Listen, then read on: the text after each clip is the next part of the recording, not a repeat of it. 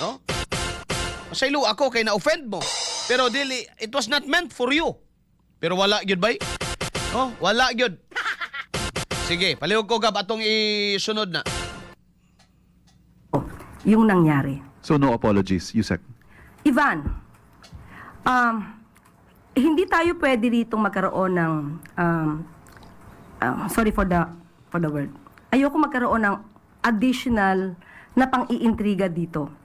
Dahil, muli, gusto kong linawin, naiintindihan ko po kung saan nanggagaling yung mga guro.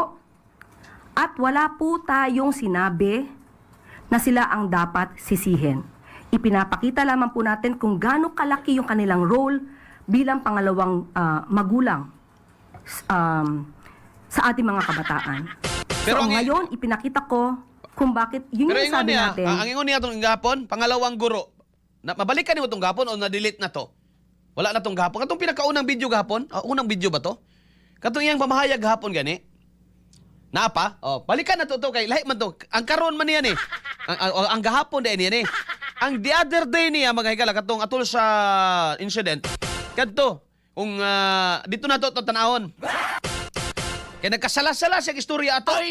Ana guys dito mga higala nga.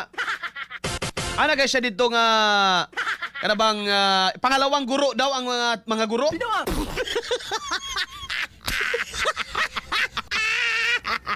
Hilig dahil ka mo print ha o pues. Ano yung mua? Pribado man o pampublikong paaralan, Gani. nandiyan pa rin po ang pag-uutos ng ating Pangulo na dapat na ang pagpaprotekta sa ating mga kababayan, lalo-lalo sa kabataan ay dapat paigtingin.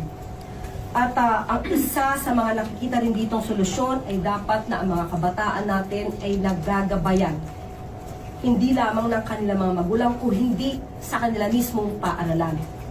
Minsan na po natin nakita, mismo ang ibang mga guro ay lumalabag sa ganitong klase ng moralidad. Sila minsan ay nagtuturo sa kanilang mga estudyante kung papaano maging walang modo. Okay. Sige. Sila mismo ang nagtuturo. Muna yung gahapon ha? Pagkakaroon, ipakita niya tong sakalinan. Sakalinan, yung ipakita tong picture. Subot pa sabot ba nga katong mga bata sa kalinan gitudluan sa teacher nga kansawin ninyo sa BBM. Sigurado ka ana antikler? Nga imbes kay naapauntay mga taga DepEd, mga teacher nga sa Davao, mga higala nga as much as possible they don't want to di sila gusto mag-apil-apil mga higala.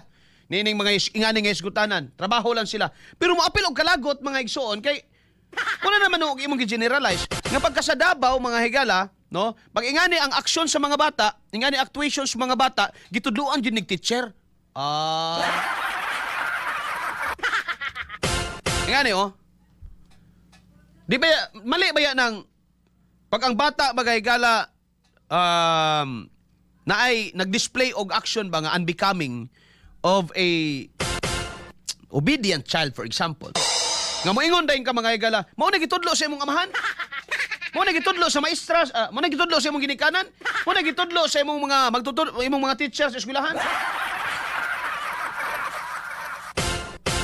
Good and bad na siya, no? It's good to remind and it's bad mga higala to conclude, no? Good para ma-remind siya, pero bad mga higala kung ang imong utok puro konklusyon ang nahuna-unaan.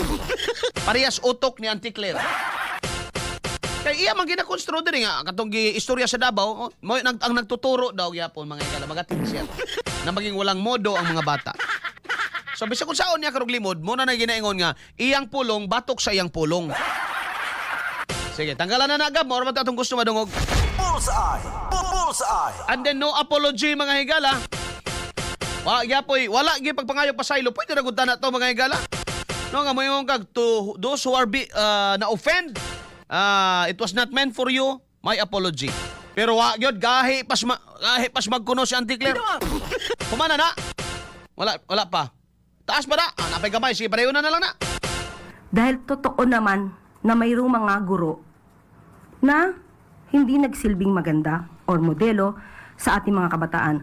Kaya hinihimo ko po ang ating mga kagalang-galang na guro na magtulong-tulungan po tayo kung meron din po kayo nakikita mga ganitong klase mga nangyayari sa kapwa nyo guro.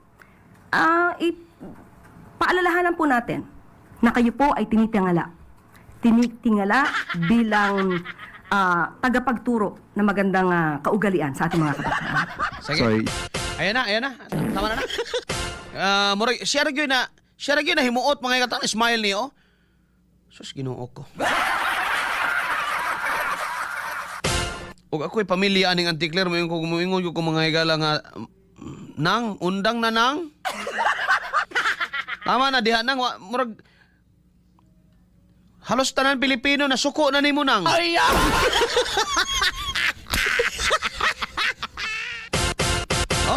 gandang-ganda sa sarili, mga higala. Bilib na bilib sa kanyang mga statement. Magaling. Palakpakan na to.